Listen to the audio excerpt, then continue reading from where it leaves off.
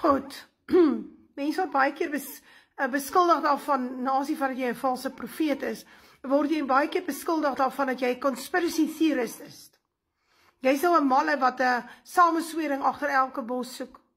Kom ek lees vir julle van 'n belangrike sameswering wat die Bybel beskryf.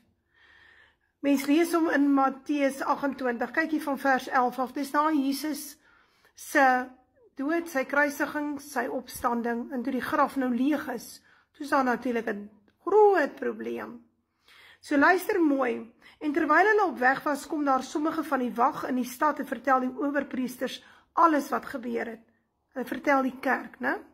En nadat hulle saam met die ouderlinge vergader en raad gehou het, het hulle die soldate baie geld gegee.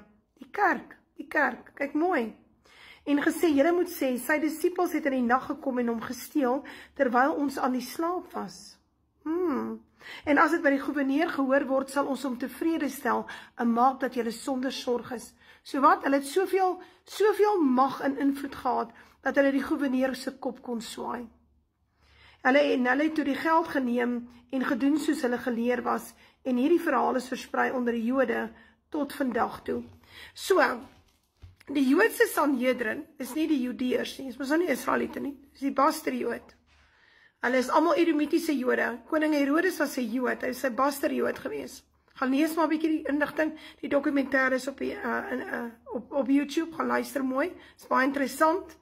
En toe hy aan beheer kom, toe stel hy hierdie klomp Edomitiese priesters aan. Kajafas was ook so Edomiet. Hy was nie 'n Judeër nie, was nie 'n Israeliet nie.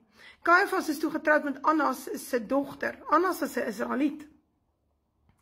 En hierdie Sanhedrin het agter die moord van Jesus Christus gesit, die onregmatige dood. Hulle het hom vermoor. En toe hulle nou sien daar's 'n probleem, toe het hulle 'n sameswering gaan maak om 'n leuen te vertel wat vandag nog vertel word die wêreldwyd. En hierdie probleem is 'n ding wat ons in die kerke kry, is dat die kerke agter die gemors sit in 'n land. Dit wat goed is, kom ook uit die kerk uit, maar in baie gevalle, gaan kyk, in 99,9% van die gevalle, sal dit wat sleg is ook uit die kerk uitkom.